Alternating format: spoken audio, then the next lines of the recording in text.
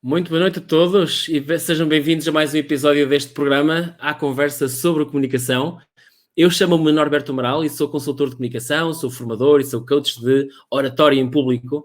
Sou também Toastmaster, sou autor de um livro sobre o tema chamado Impacto, Como Comunicar em Público e sou também organizador do TEDx Porto. E foi através do TEDx Porto que eu conheci esta pessoa absolutamente incrível que temos aqui connosco hoje, que é o Marcos Piangers. Marcos, boa noite e bem-vindo. Boa noite, ainda é dia aqui no Brasil, mas uma boa noite para todos os espectadores portugueses. Um prazer estar falando com você, Norberto. Tenho uma lembrança especial daquele evento, o TEDx Porto, um ano atrás, estávamos juntos. Um evento incrível, inspirador e que me marcou profundamente. Muito obrigado por me receber no seu programa. E obrigado a ti por teres aceitado este convite. Enche-me o coração, fico super, super feliz e de poder conhecer ainda mais e de poder partilhar esta pessoa extraordinária que tu és para o público português e obviamente também para o brasileiro. Espero que gostes também desta conversa que, lá está, é uma conversa informal para todos aqueles que nos acompanham, é uma conversa informal sobre comunicação. Não aquela comunicação formal, mais chata, mais cinzenta, mais institucional, mas a comunicação. Bem, na verdade, nós não temos script aqui, nós vamos ter uma conversa, nós não temos temas tabu, nós vamos falar durante pelo menos uma hora sobre este tema, não há qualquer tipo de script e, portanto, não há rede, o que é ótimo, o que faz com que isto seja ainda melhor. Para quem não conhece o Marcos, shame on you, antes de mais, mas é fácil googlar, Marcos Piangers, mas para quem não conhece o Marcos é jornalista da área de tecnologia, mas ele é muito conhecido no Brasil e também cá em Portugal pelos seus discursos em eventos TEDx e não só, altamente inspiradores, divertidos, comoventes até. Eu diria que é quase impossível não estar a rir e chorar em momentos com separação de meros segundos no mesmo discurso, na mesma apresentação dada por ti, porque de facto leva-nos de um extremo ao outro muito rapidamente, mas sempre com um espírito positivo, sempre com um espírito de esperança. E eu acho que é isso que caracteriza a tua mensagem acima de tudo, não é, Marcos? Diz-me, se tu pudesses explicar a maior parte, a uma pessoa que não saiba português ou que não ouça as tuas talks, como é que tu poderias classificar a ti próprio no que diz respeito a essa comunicação, dessas talks que tu dás? Bom, eu em algum momento da minha vida de jornalista e de comunicador, eu percebi que eu poderia subir a palcos, mesmo sendo uma pessoa que tem uma certa timidez. Não é fácil para mim subir aos palcos e comunicar e dar uma palestra para um público amplo. Comecei com muita dificuldade e aos poucos fui percebendo que é uma força, uma potência, uma energia tão fantástica e tão transformadora que poderia virar uma espécie de instrumento para passar para os outros aquilo que eu realmente acredito. Eu realmente acredito que a vida ela tem situações e momentos e pessoas que são incríveis. Eu acredito que a vida ela nos traz muitos momentos em que a gente sublima, sai do aspecto comum, do dia a dia, e começa a perceber que existem possibilidades e pessoas e caminhos para que a gente viva uma vida com mais propósito e significado. Então, não foi de um dia para o outro, mas aos poucos eu fui percebendo que eu poderia inspirar outras pessoas a fazerem isso. Eu fui percebendo também que, em geral, a nossa sociedade é uma sociedade que ela se desenha de uma forma muito tradicional. Então, você vai nascer, crescer, estudar por 20 anos, trabalhar por 30, 40 anos, se aposentar, provavelmente se mudar para o litoral e morar no Algarve, né? E aí depois ir embora, né? E no decorrer desse período, provavelmente você vai lamentar não realizar grandes coisas ou não conectar com pessoas que você gostaria de conectar. E acho que o meu papel de comunicador é basicamente esse, dizer que que a vida ela tem que ter mais significado e que você pode estar mais próximo daquilo que você se sente brilhante, vivo, pulsante, empolgado, inspirado, e acho que essa inspiração toda é o que eu tento passar nos meus talks. Quando é que começaste a fazer isto? Isto começou há poucos anos, já há mais tempo? Como é que foi isso? Porque tu disseste que eras tímido, Sim. ou ainda tu vês dessa forma, não é? Mas quando estás à frente de 1000 pessoas ou de 5000 pessoas, tu transformas-te ou continuas a ter o mesmo Marcos de sempre? Mas ainda hoje é difícil para mim me levantar e falar na frente de um público informal. Se eu estiver numa reunião de condomínio, ou mesmo numa reunião de escola, com os pais dos colegas das minhas filhas na escola, é difícil para mim me impor. Eu tenho uma preocupação de não ser... de não querer chamar atenção, de não querer demonstrar ou falar ou dar alguma opinião que possa incomodar os outros. Então, eu sempre tento ser muito respeitoso, mais quieto. Eu fico um pouco nervoso se eu tenho que falar ou me apresentar em qualquer situação. Por incrível que pareça, eu me sinto muito mais confortável falando para 1000 pessoas, 3000 pessoas, 10.000 pessoas, do que falando para 10 pessoas numa reunião informal em que eu tenha que lidar com as questões do dia a dia. Me parece que as questões pequenas do dia a dia, elas não me interessam tanto num nível que eu não me sinto preparado para tratar sobre isso, entende? Eu não me sinto preparado para tratar sobre uma reforma necessária ou não no nosso condomínio, mas os assuntos que me interessam de fato fazem o meu olho brilhar, a minha alma se expandir. Isso eu consigo passar para 200, 100, 50 pessoas quando eu subo num palco e posso comunicar aquilo que realmente faz a minha alma vibrar. Isso é engraçado, por acaso é giro, porque há muitas pessoas que dizem que têm receio de falar em público, e isso para elas, e aquilo que querem transmitir, é que é equivalente a dizer perante muitas pessoas. E dizem supostamente tão bem em grupo, mas na verdade, eu, por exemplo, tenho exatamente essa dificuldade. Eu tenho muito mais dificuldade em falar perante 2 pessoas de uma forma mais formal do que estar perante um público, por exemplo, do TEDx Porto, que está à frente de 1300 pessoas. Aí, sim. Vamos lá, siga. Sim. Lá está, porque é engraçado, quando nós temos um grupo mais pequeno, é mais fácil porem-nos em causa, fazerem perguntas incómodas e nós temos que pensar assim, de repente, quando nós estamos perante um palco, tipicamente, e quanto maior o número de pessoas, mais é improvável que alguém vai interromper, mais é improvável que alguém vai fazer alguma coisa que não deva, e então nós também nos sentimos muito melhor, não é? Também temos muito mais aquele calor humano, não é? Quando estás no palco, sentes as pessoas a vibrar ou a ouvir o que tu estás a dizer? Sim, tem algumas características do ambiente que nos deixam mais seguros e outras que nos deixam mais inseguros, né? Das vezes que eu palestrei, que eu dei talks, que eu me senti mais nervoso, mais inseguro, em geral são situações em que eu sou colocado no palco para um público que eu não estou acostumado a falar. Então, se eu me lembro de ficar muito receoso de falar com públicos relacionados a assuntos que eu não domino. Eu precisei falar para alguns pais adotivos, já dei palestras em eventos de análise técnica de analytics da internet, então pessoas que estão muito focadas na venda, na relação com a métrica de venda no e-commerce brasileiro. Essas são situações em que eu penso, eu quero falar de ser humano, eu quero falar de gente, de pessoas, de conexão humana. Eu me sinto desafiado de falar com pessoas para uma plateia que necessariamente está muito focada em resultado, em métrica, em dados. Porque isso não é tão humano, isso é mais computacional, isso é matemático, e acho que é um grande desafio quebrar uma parede que se forma de uma plateia que é mais técnica, que é mais racional, quebrar essa parede para poder falar sobre emoção, para poder falar sobre algo que é humano, de fato.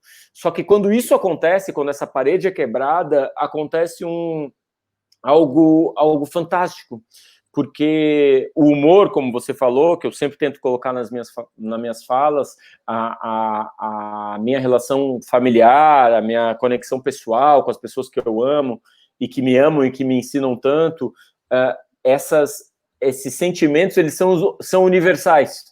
E é muito bonito quando essa parede é quebrada, porque a plateia que está muito compenetrada em resultados, em métricas, no mundo mais palpável, produtivo, quando essa parede se quebra, esse público se torna, sabe, ele olha ao redor e diz, está todo mundo na mesma, estamos todos sentindo isso, e aí aquela energia, ela emana, e é muito gratificante quando isso acontece. Totalmente, e é engraçado como é que nós conseguimos comportar-nos de formas tão diferentes conforme esses contextos, porque nos sentimos mais à vontade num e não tanto no outro, ou porque, lá está, as pessoas jogam mais ou jogam menos, estão mais envolvidas ou não connosco, ou então, eventualmente, até porque as pessoas já têm expectativas, não é? Porque, sei lá, se alguém já nos conhecer e vai ouvir-nos falar, as pessoas reagem de uma determinada forma, positiva, obviamente, comparado com alguém que não tem qualquer tipo de expectativas e não sabe o que é que vai esperar e, portanto, fica ali muito cético à espera.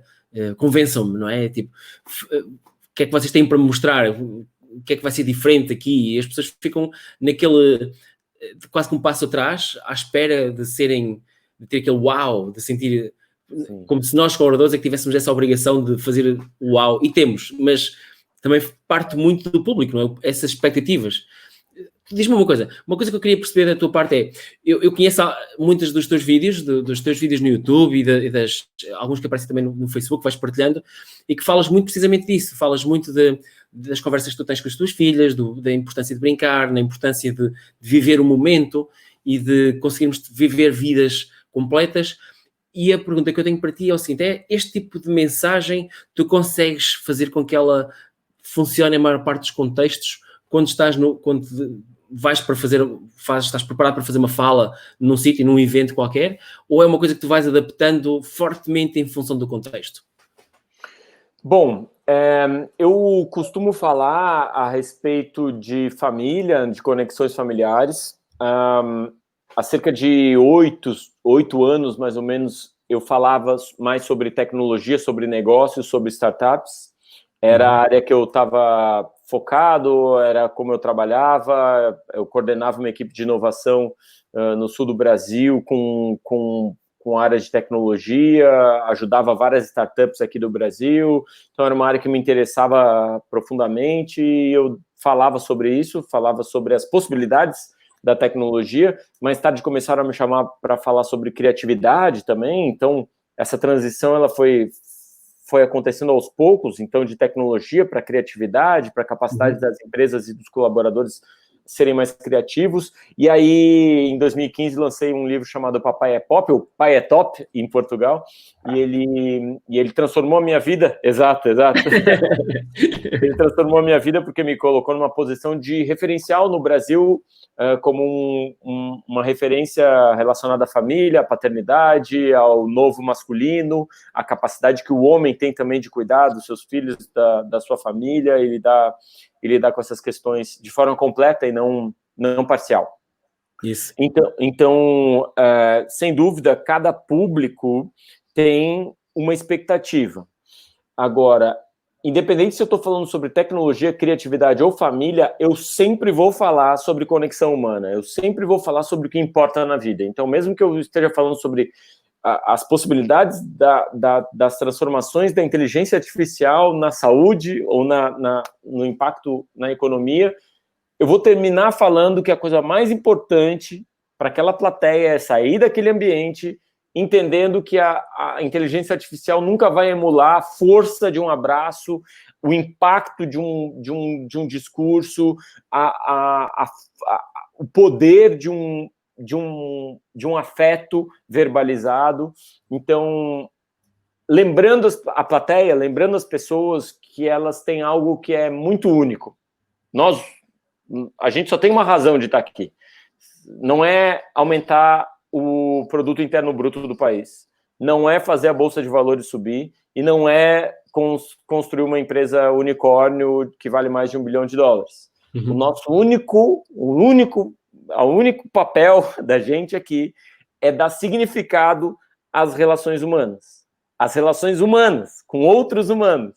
Então, por mais que a gente fique fascinado por tecnologia, fascinado pelas startups, fascinado pelas empresas que transformam a economia e fazem a bolsa de valores subir, é muito importante que a gente se lembre que a coisa mais importante da vida, no último dia de vida, a gente vai olhar para trás e vai dizer: o que importou foram os meus amigos, o meu pai, minha mãe, meus filhos, as pessoas próximas de mim. Então, é essa mensagem que eu sempre quero passar. Agora, às vezes a plateia ela é avessa a esse discurso. Eu já palestrei no interior do Brasil, por exemplo, em que os homens eles não se enxergam como seres com sentimentos. Eu não sei se isso acontece em Portugal. Animais de trabalho, não é? Alguns homens no Brasil, eles não sentem nada. E aí, o meu desafio é justamente dizer para esse homem que ele pode sentir, que isso não faz dele menos homem, que ele talvez seja até mais homem se ele demonstra os seus sentimentos, se ele aceita se conectar com outros seres humanos. Mas, sem dúvida, é um desafio cada plateia ser de um jeito. Em muitos casos, eu estou dando a palestra, falando, né, dando talk, e o meu cérebro está pensando: será que eu estou indo no caminho certo? Será que eu não devo voltar para a curva anterior e virar para um outro lado? Será que essa história está funcionando? Eu não sei se você sente isso, Norberto, mas em vários momentos eu estou falando, enquanto eu estou falando, eu estou pensando em outra coisa, do tipo: acho que eu vou ter que optar por outro caminho, porque não está conectando com a plateia. Você sente isso também? Eu sinto isso, eu faço isso por vezes também e adapto conforme o feedback que estou a receber daquele momento, se as pessoas estão a gostar, se não estão. Eu vou estando sempre atento ao retorno que tenho do público. Isso é absolutamente fundamental. Mas essa é a pergunta precisamente que eu queria colocar-te, que é: tu preparas tu tens um mapa daquilo que vais dizer, ou é uma coisa que é espontânea em função de uma ideia mais genérica e depois quando chegas lá e aquilo vai sair, mas é que aquilo sai com tanta perfeição que eu quase que tenho dificuldade de acreditar que tu fazes aquilo no momento, Marcos. A sério, é tão bom.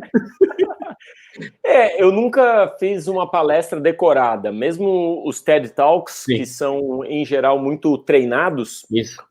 Para quem não sabe, o TED Talk, ele, em geral, contrata uma pessoa para nos ajudar os oradores você pode explicar melhor, né? A ter um começo, meio e fim, para que a sua fala seja bem construída e aquela ideia seja passada de uma forma clara para o público, e em geral eles pedem para ser bem ensaiado e aquilo ser bem cronometrado, e eu nunca fiz isso, eu nunca consegui fazer isso, porque eu sinto que eu perco poder de conexão quando eu treino antes.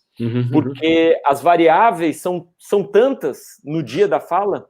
No dia da fala pode estar chovendo, pode o público estar vazio, não está cheio, pode o público eu sentir que está com uma outra expectativa, pode ter problema no microfone. Então são tantas variáveis para aquele momento que eu não me sinto seguro de ter apenas uma trilha, de ter apenas o plano 1, não é? O plano, sim. Perfeito. Eu não me sinto seguro de ter apenas um plano. Eu preciso de vários planos. E eu separo o meu talk em 4 momentos. Um que é um planejamento, mais ou menos, o que eu vou falar. Então, eu tirando um termômetro do que é o evento, do que as pessoas esperam, eu me preparo o que eu vou falar. Mas o segundo momento, eu vou para o público. Eu sinto o local, a iluminação, o microfone, eu converso com quem está trabalhando no evento, eu pergunto para as pessoas que estão entrando, eu gosto de estar perto do público para sentir quem são aquelas pessoas com quem eu vou me conectar. O terceiro momento é, de fato, o talk, quando eu estou em cima do palco falando, e um quarto momento que eu acho importante também é a avaliação do talk, que eu acho que é o que você também faz tão bem, de avaliar quando uma pessoa ela fugiu um pouco do tema, ou quando ela não foi tão empolgado quanto poderia. Inclusive, já cobrei o Norberto aí para me mandar um feedback da minha fala. Mas eu esperei por este momento, porque eu sei que para quem está a ouvir, vocês não sabem, mas o Marcos fez-me um pedido que eu fiquei assim um bocado, mas ele está a sério, e estás mesmo a sério, eu sei que estás a sério, mas na altura eu fiquei, que é, Norberto, dá-me feedback sobre a minha fala, a minha talk no TEDx Porto, porque o Marcos foi orador o ano passado, e eu fiquei, foi extraordinária, tu tiveste uma unanimidade no meio das pessoas foi um momento extraordinário, tu tens uma espontaneidade absolutamente incrível, tu consegues levar as pessoas à lágrima e ao riso praticamente no mesmo fogo,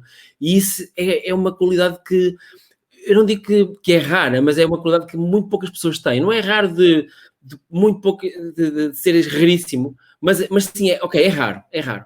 Tu tens uma capacidade de fazer a mensagem parecer simples, quando na verdade tu estás a fazer ali a criar naquele momento à nossa frente um padrão que nunca existiu antes. Tu estás a criar no momento. Como tu disseste muito bem, tu não estás a papaguear algo que foi decorado. E isso tem um valor imenso, é um valor que, lá está, é raro, é raro de facto, temos que admitir. E consegues fazê-lo não só com uma mensagem que é boa, que é importante, que é íntegra, mas também consegues fazê-lo bem em termos de performance, ou seja, toda a forma como tu te movimentas e a forma como tu varias a tua voz e como utilizas os teus gestos e o humor, como tu começaste logo com a piada a dizer, eu sou parecido com António Variações, não é? Não foi tu que disseste, foi uma hospedeira da TAP que te disse isso. Foi.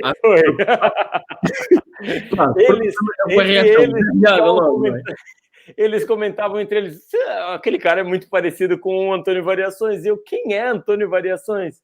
Agora, quando me disseram que o Norberto era um especialista em avaliação de talks, eu achei importantíssimo perguntar-te como foi o meu talk, porque esse quarto... Marcos, eu vou-te enviar isso por mail, assim que fica mais bonito. Ótimo. Porque esse quarto ponto eu acho muito importante, que uma pessoa com experiência e com capacidade de análise dê o feedback, porque esse feedback é o que vai transformar a próxima palestra, o próximo talk, em algo mais poderoso ainda. E é isso que a gente quer que um talk possa transformar o mundo, pelo menos o mundo de uma pessoa. Tal e qual. Se conseguimos mudar o mundo de uma pessoa, já temos o dia ganho, completamente, não é? Exato. Deixa-me aqui voltar atrás de 2 ou 3 assuntos. Sim, de facto, nos eventos TED, o que nós fazemos é ajudar os oradores a moldar, a estruturar a sua mensagem. Às vezes até mudam a mensagem, porque às vezes aquela mensagem não tem algo assim tão relevante ou tão de inovador, e nós ajudamos a encontrar a essência, aquilo que de facto a pessoa quer dizer. Contigo, claramente, não foi necessário, porque tu deste-nos propostas que nós olhamos para aqui, uau, isto é mesmo isto que a gente quer, é espetacular. E, portanto, acaba por ser uma oportunidade que nós temos antes do próprio evento, de moldar, de dizer, o evento vai ter este tom, vai ter este tipo de conteúdo. E nós pedimos a todos os oradores, por exemplo, para enviar uma proposta de uma página, meia página, e alguns até ficam escandalizados. O que é isto? Estava a pedir uma proposta. Já agora há uma curiosidade em relação a isso. Em 2017... o Papa foi um dos oradores no TED. Ele não foi ao TED, mas fez uma talk gravada, sentada no Vaticano, gravada em vídeo, e depois foi transmitida. E há uma novidade que eu não sei se há muitas pessoas que sabem isto, mas o próprio Papa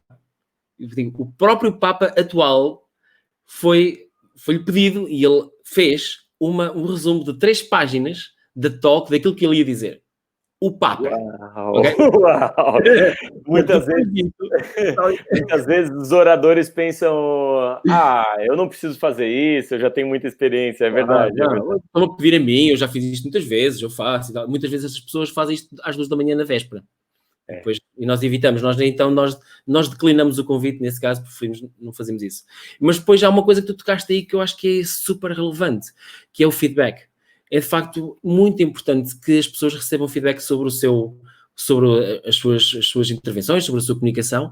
E, aliás, como hoje eu sou capaz de o dar, há alguns anos eu não era capaz de o dar, e percebi e recebi imenso de muitas pessoas que me ajudaram a mim próprio a melhorar.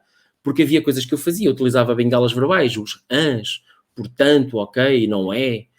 Expressões de... Por exemplo, os brasileiros julgam que os portugueses dizem muito a palavra pois, mas não é verdade, não é assim tanto. Só de vez em quando. De vez em quando dizemos pois. Mas não dizemos assim tanto.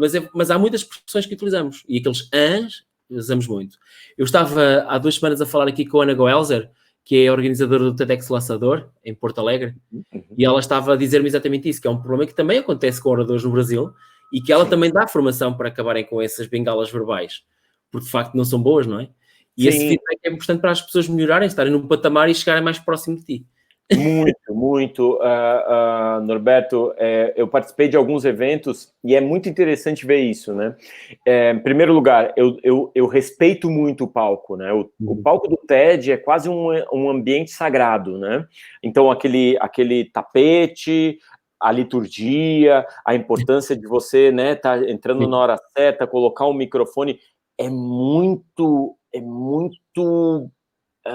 um ritual, não é? É um ritual. E aquilo tudo, aquele ritual, transforma o TED no que é o TED. Na importância que o TED tem e na força que o TED tem, inclusive para transformar a vida de alguns oradores. Muitos oradores tiveram sua vida completamente transformada depois de um TED Talk. Essa importância de você respeitar o palco e mais do que isso, respeitar o público que está ali, de alguma forma você está roubando o tempo daquele público, você está roubando a atenção daquele público, é importante que você tenha empatia para entregar para aquele público a coisa mais deslumbrante, interessante, nova, inspiradora que você pode dar para aquele público, e isso é respeito pelo público.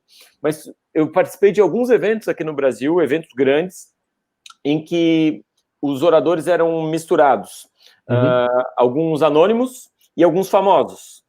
E é incrível a força que tem o preparo. Os profissionais que preparam os anônimos, eles têm, então, a chance de ensinar um anônimo a subir no palco, a impostar a voz, a contar uma história do começo, meio e fim, a falar de uma forma conectada com a plateia. Muitos dos famosos optam por não participar de nenhum treinamento e optam por não...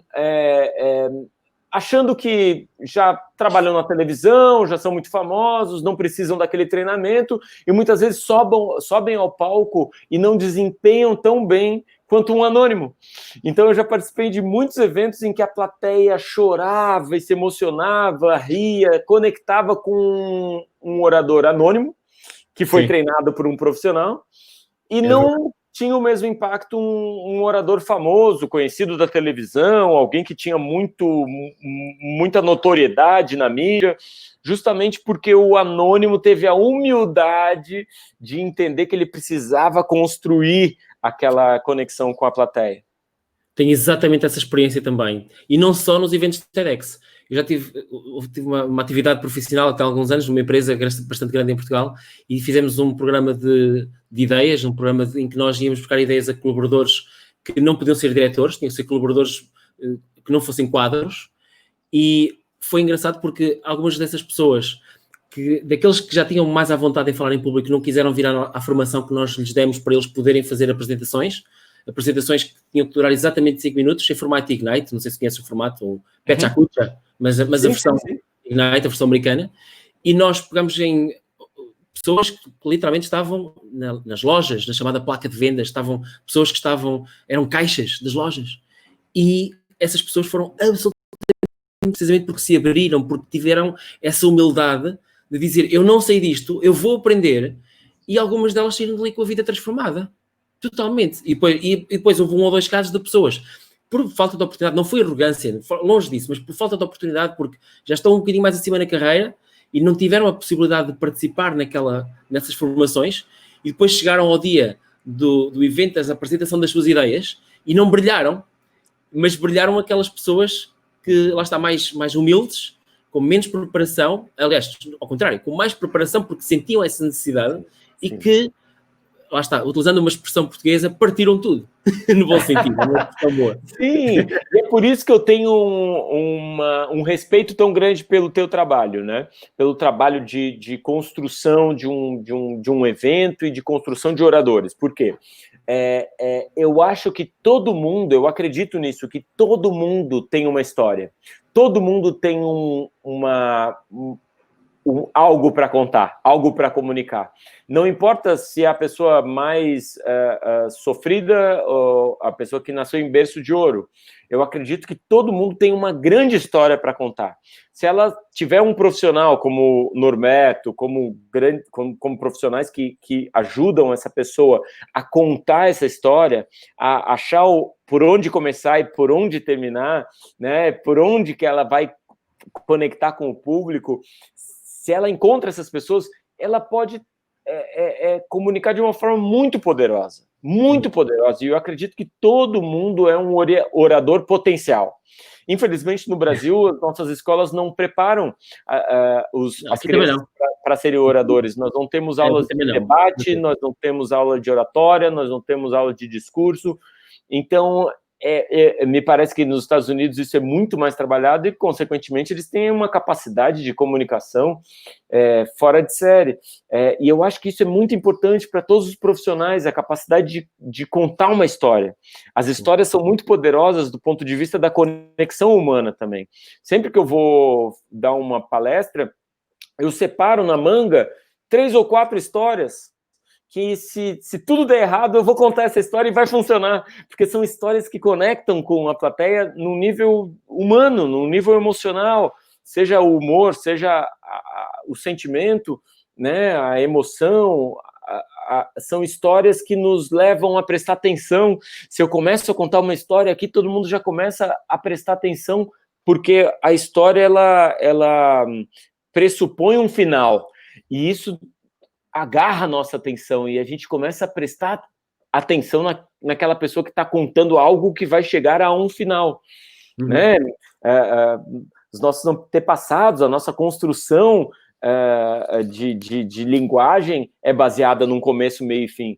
Então, as histórias são muito poderosas e eu acredito que todo mundo tem uma grande história para contar. Eu gosto muito do podcast que se chama The Moth, que eles contam, que eles treinam pessoas, seja presidiários, bartenders, CEOs, atores, para subir num palco e contar uma história, e a história tem que ser verdadeira. Essa é a única regra. A história tem que ser uma história verdadeira que aconteceu na sua vida.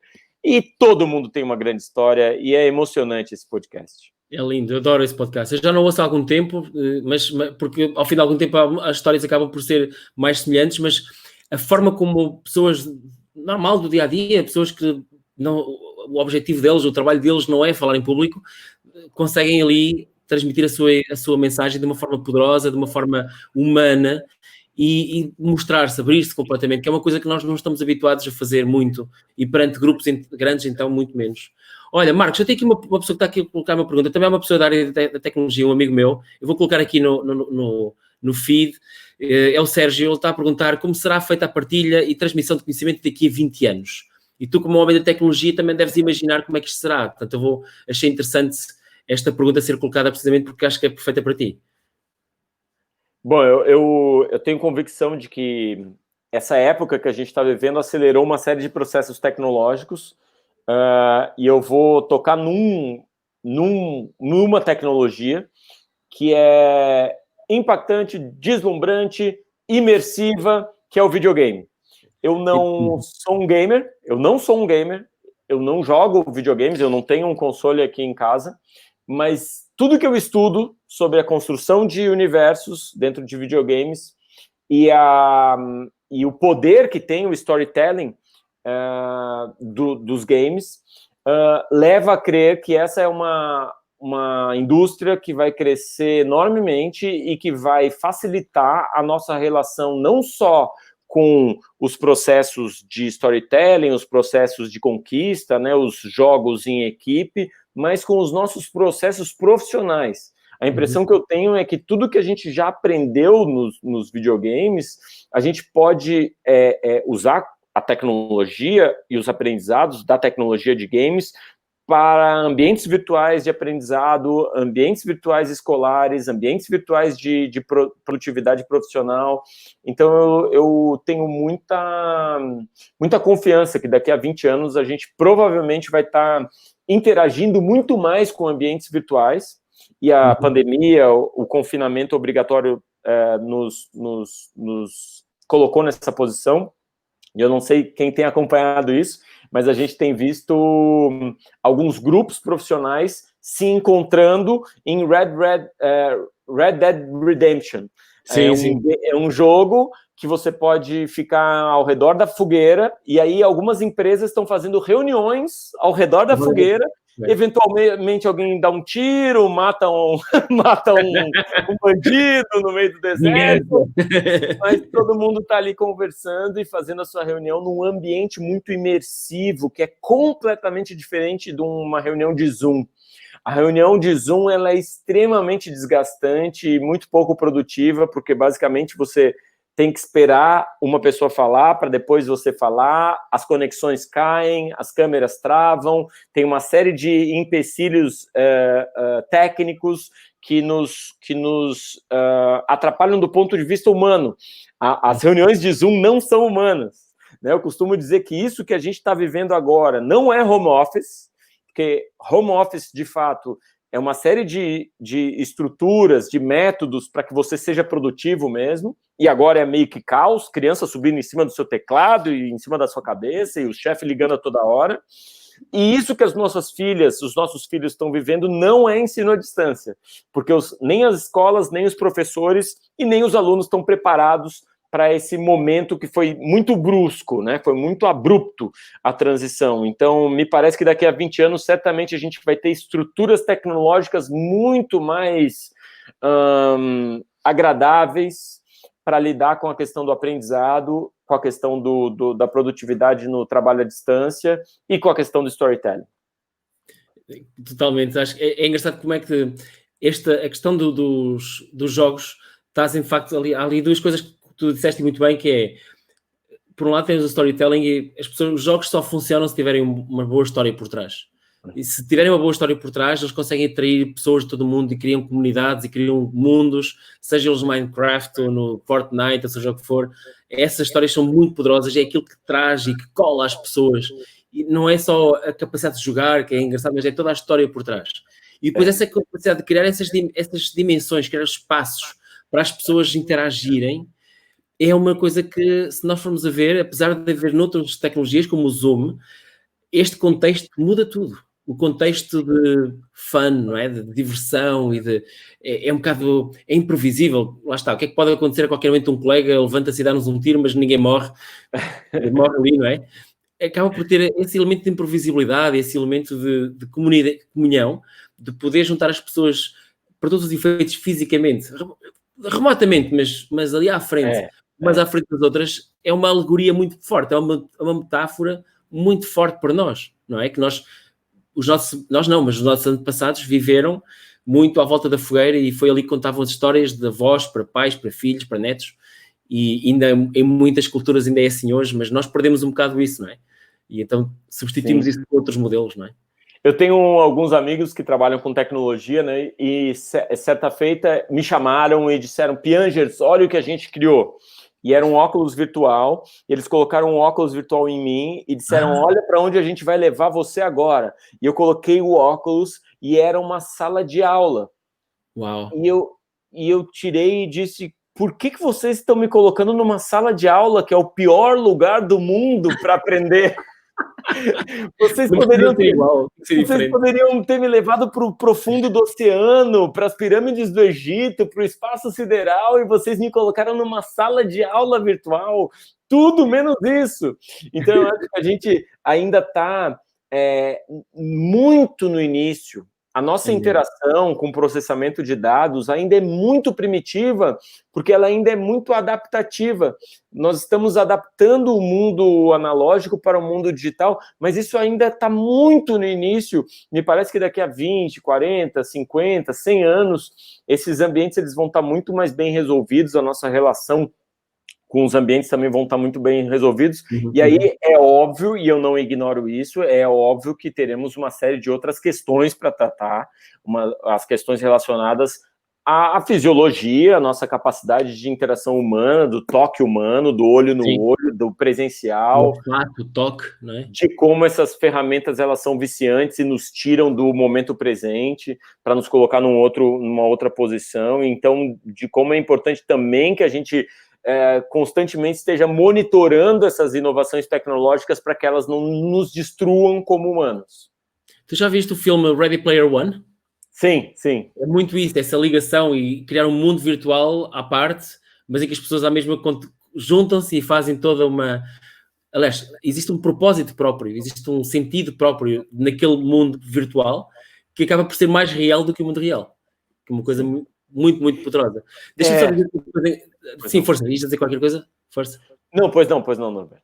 Eu estava a dizer o seguinte, ia dizer assim uma coisa muito engraçada. Eu tenho um filho de 14 anos que de vez em quando tem assim umas ideias futuristas muito engraçadas e eu ouço, paro tudo que eu estou a fazer porque quando ele tem uma ideia assim, aquilo que eu acho piada é as ideias que ele tem já alguém as teve, mas ele teve-as pela primeira vez para ele. Ele não as viu em sítio nenhum. E então, para mim, isso é original na mesma. Eu acho isso extraordinário, porque com a idade dele eu não tinha essa imaginação.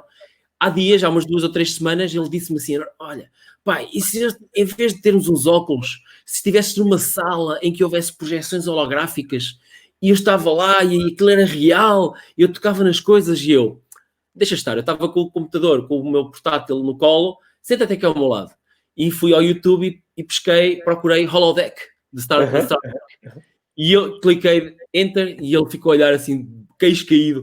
É isso que eu pensei! Tal e qual. E é genial como é que... Lá está, acaba por ter uma ideia que já existia, a verdade. Ok, há décadas. Mas a questão é, ele não teve essa inspiração.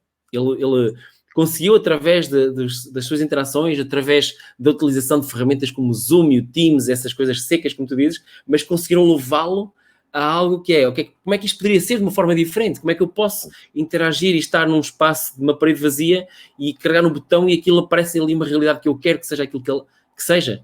E de facto isso traz muito também para esta comunicação, que é como é que nós vamos ter, e é uma questão que eu gostava de pensar, que é como é que nós conseguimos manter a nossa humanidade no meio de tanta tecnologia? Ou não é um problema? O que é que tu achas?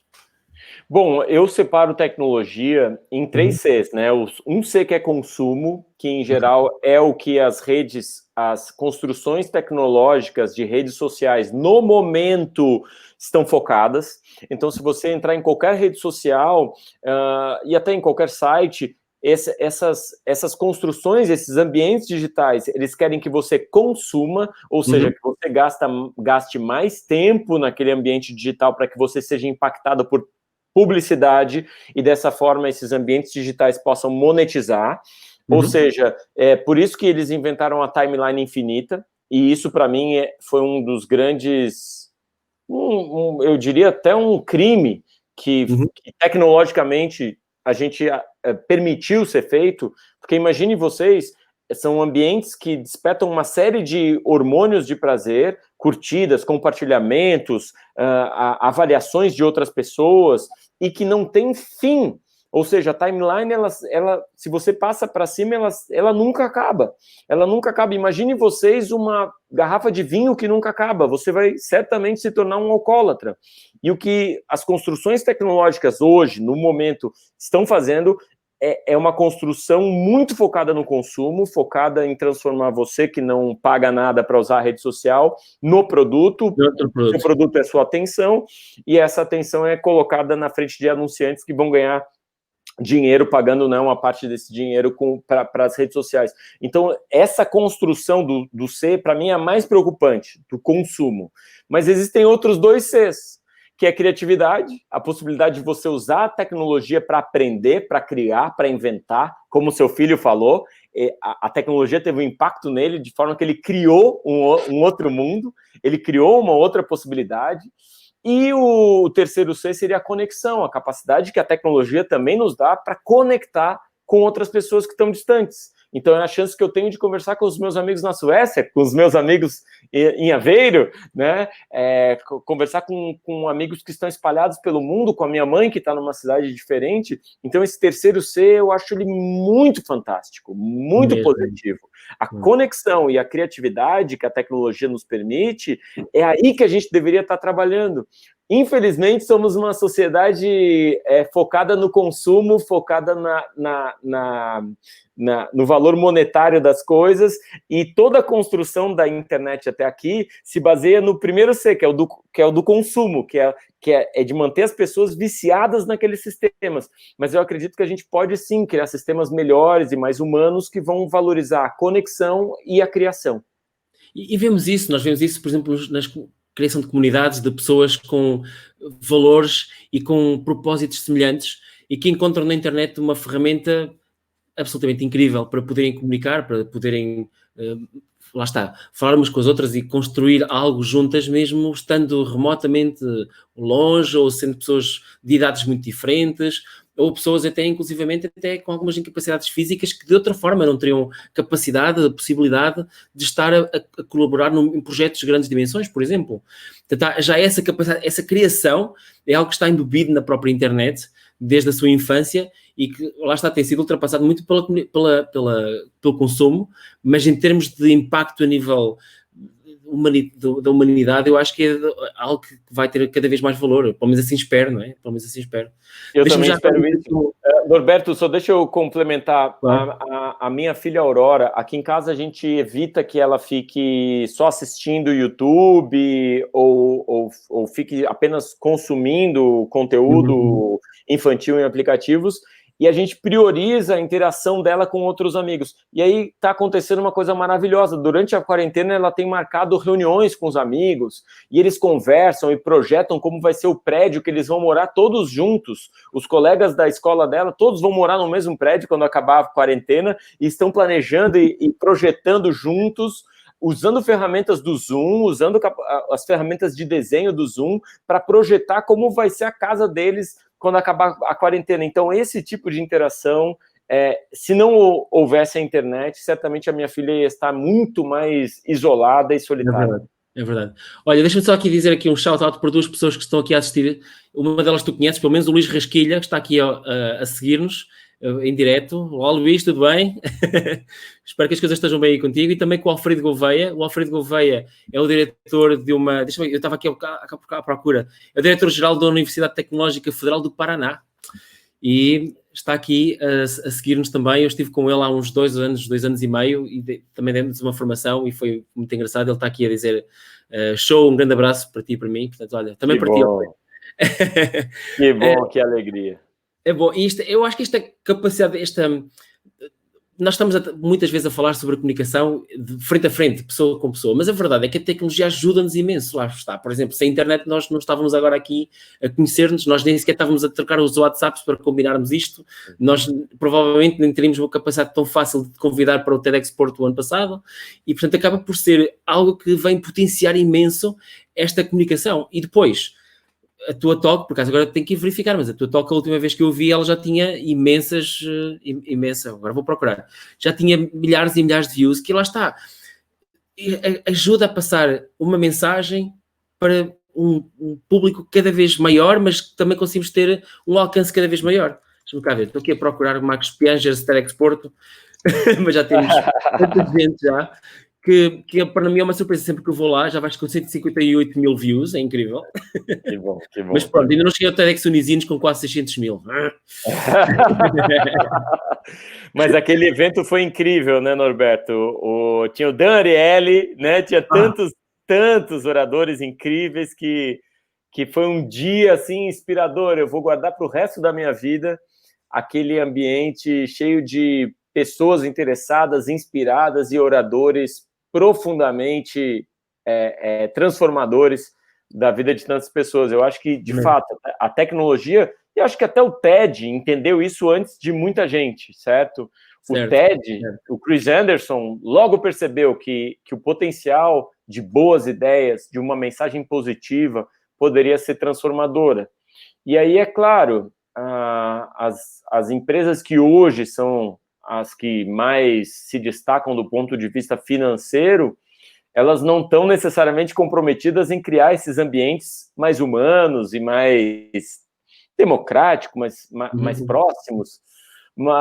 Até, né, as comunicações que muitas vezes nós temos através dessas empresas, elas são monitoradas para nos impactar de forma comercial.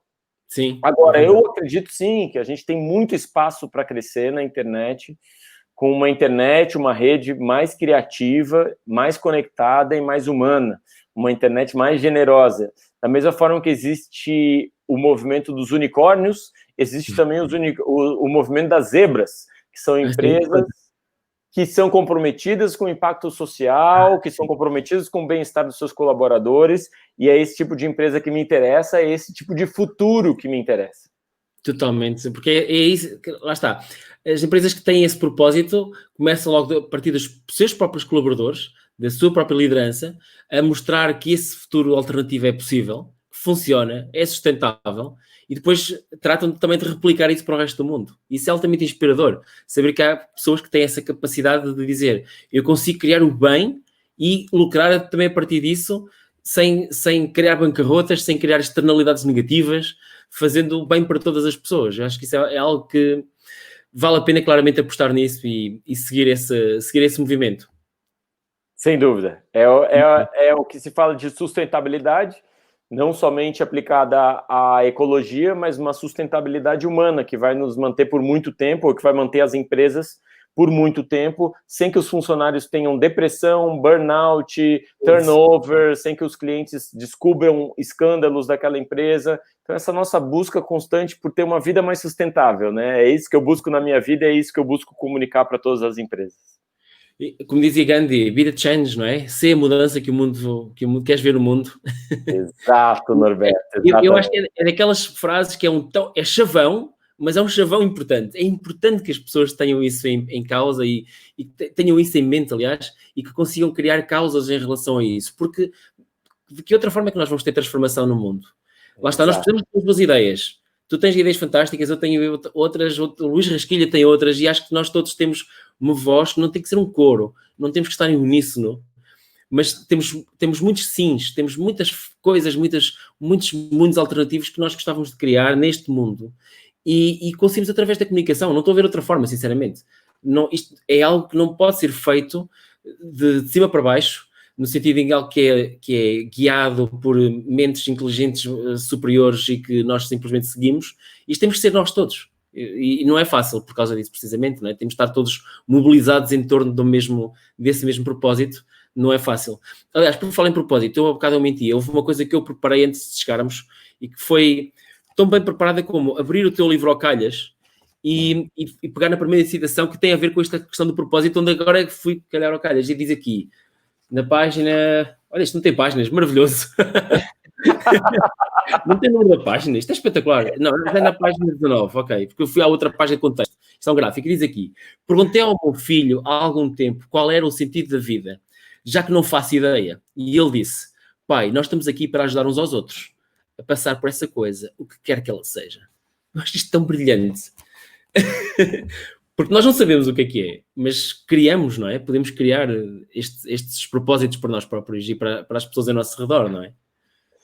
Isso, essa é uma frase do Kurt Vonnegut, um escritor de ficção científica que eu gosto muito, e ele fala sobre essa questão de ajudar, sempre ajudar, e o filho dele que falou isso, então eu acho especialmente importante quando uma criança nos ensina, né? Porque ninguém é grande demais que não possa aprender, e ninguém é pequeno demais que não possa ensinar.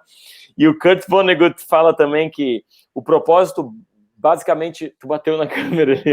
A minha esposa bateu na câmera. Isso, volta aí. Obrigado. Obrigado, Ana.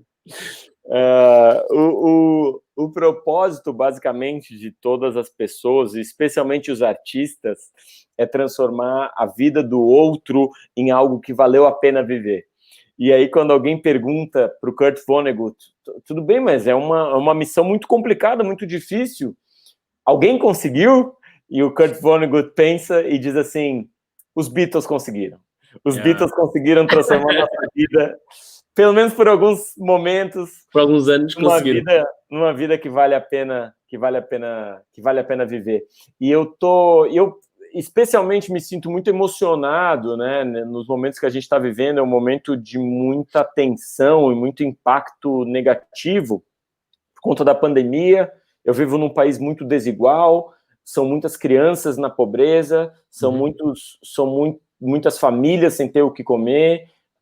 O meu país, ele é um país que sofre muito nessa situação de pandemia, nessa situação de problema de saúde, econômico, político. E eu fico emocionado, tudo me faz chorar ultimamente. E ontem eu estava falando sobre isso, sobre artistas que fazem a vida valer a pena. Ontem eu estava vendo um vídeo no YouTube de um americano, olha que interessante, avaliando a Elis Regina como cantora. Ele estava vendo pela primeira vez a Elis Regina cantando, e ele é um especialista em desempenho, em performance de palco, e ele estava avaliando ponto por ponto, e ele começa a ouvir a Elis Regina cantando como os nossos pais, e ele começa a chorar, e eu começo a chorar junto, porque aquilo é o melhor do Brasil. O meu país tem coisas incríveis, o meu país tem uma cultura incrível, o meu país tem um povo incrível, vibrante, criativo, maravilhoso. E, infelizmente, o povo do meu país sofre hoje com uma política absurda, com um problema sério de economia, um problema sério de educação e, obviamente, um problema sério de saúde que o mundo todo compartilha. Mas esses são os momentos que eu me lembro dos artistas. Esse é o momento em que nós, artistas, que temos a capacidade de comunicação, esse é o momento em que a gente pega os lápis, pega a caneta, pega o papel e começa a produzir. Esse é o momento de trabalhar, esse é o momento de contribuir de forma criativa para que a gente saia dessas crises e que a gente possa sair da crise, mas não sair sozinho, levar todos os que precisam ser levados e tirados dessa situação de desigualdade. É mesmo isso. Esse é claramente o grande propósito. Sermos melhores e sermos melhores para os outros e criar uma sociedade mais justa e na qual todos nós tenhamos orgulho de viver e de participar. Isso é mesmo fundamental. Eu ia te perguntar se deixavas uma mensagem final, mas acho que essa mensagem final é perfeita. Acho que está feito. Norberto, a minha mensagem final é um agradecimento. Muito obrigado por me convidar, obrigado por me chamar, por me considerar, obrigado por ter me chamado para o TEDx Porto, que é um evento muito marcante na minha vida, que eu vou levar para o resto dos meus dias e espero revê-lo para tomarmos juntos um vinho do Porto. Esse aqui foi você que me presenteou.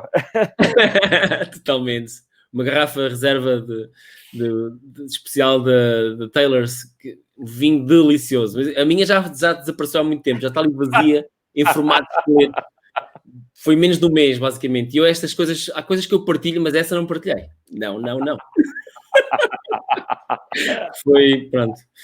Mas já foi. E isto já foi antes da pandemia, atenção. Mas desde então já estou, pronto, já avancei.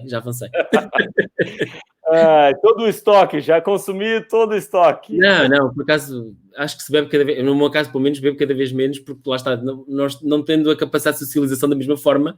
Sim. E não sendo alcoólico, não tenho uma razão para estar a beber dessa forma, eu sou bebo de uma forma social. Até mesmo isso é engraçado, e para fechar isto, acho que é engraçado até que ponto é que algumas pessoas conseguem comunicar melhor sobre o efeito do álcool ou outras drogas, eventualmente, não vamos por aí. Mas até que ponto é que essa desinibição, essa desenvoltura é importante para nós conseguirmos dizer aquilo que nos vai no coração. E o vinho ajuda, claramente. Aliás, há pouco deixou aqui uma mensagem, a Vera Cunha, que é uma grande amiga minha, que foi uma das pessoas que eu já entrevistei também aqui nestas conversas sobre comunicação, a Vera Margarida Cunha, e ela também... Somos muito amigos, trabalhamos também nos Toastmasters e, inclusivamente, ela também é coach dos oradores de um outro evento TEDx em Coimbra, o TEDx da Universidade de Coimbra. E ela esteve recentemente, eles agora em maio tiveram um evento deles ao longo de vários dias, online, e esteve a ajudá-los com um trabalho fantástico. E ela também gosta muito de vinho, e no bom sentido em que consegue aliar essas coisas no sentido em que há o sentimento de que há ali qualquer coisa de sagrado, de algo que é quase, como dizia o Aldous Huxley, é quase como umas portas para a percepção que se abrem, bem, não com drogas, não estamos a falar com ácido ou algo assim, mas com o vinho, que ajuda. E é giro como é que estas coisas de facto nos levam para um campo diferente e que nos levam a dizer coisas que nós não diríamos, não necessariamente mal, atenção, pelo contrário, mas que nos ajudam a desinibir.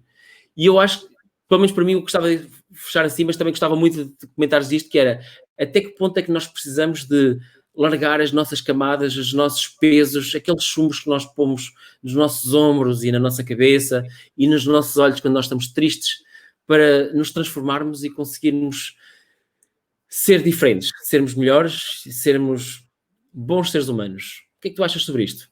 Eu tenho a impressão de que tudo que a gente faz é uma busca constante pelo nosso ser no lugar onde o nosso ser deveria estar.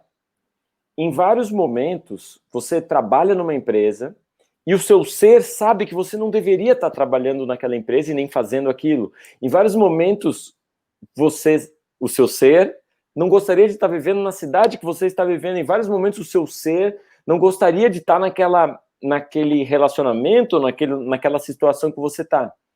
Mas mesmo assim, a gente vai fazendo e vai empurrando com a barriga, a gente vai levando a vida como ela é, porque a gente pensa, não, isso é coisa da minha cabeça. É temporário. Eventualmente, nós fazemos uma terapia, ou nós tomamos uma garrafa de vinho, e nós nos conectamos com o nosso ser real, o nosso ser que sabe onde a gente deveria estar hoje, com quem a gente deveria estar hoje. E ao perceber essa realidade, essa verdade, nós temos a opção de optar por ir atrás daquela verdade, optar por ir atrás daquele lugar onde a gente deveria estar, ser aquilo que a gente deveria ser, ou continuar ignorando a nossa verdade, continuar ignorando o nosso ser escondido por trás do crachá, do terno, da empresa, da roupa e do sobrenome. Então, eu acho que o vinho ajuda, sim. Acho que a terapia ajuda muito. No final das contas, a gente está buscando a mesma coisa. A gente está buscando entender a nossa verdade, como é que a gente pode ser o mais verdadeiro, porque ao ser o mais verdadeiro, a gente é mais a gente. A gente cumpre melhor o papel que a gente tem no mundo. É uma jornada curta, num certo sentido, uma jornada de uns 80, 100 anos, que a gente precisa cumprir alguma coisa.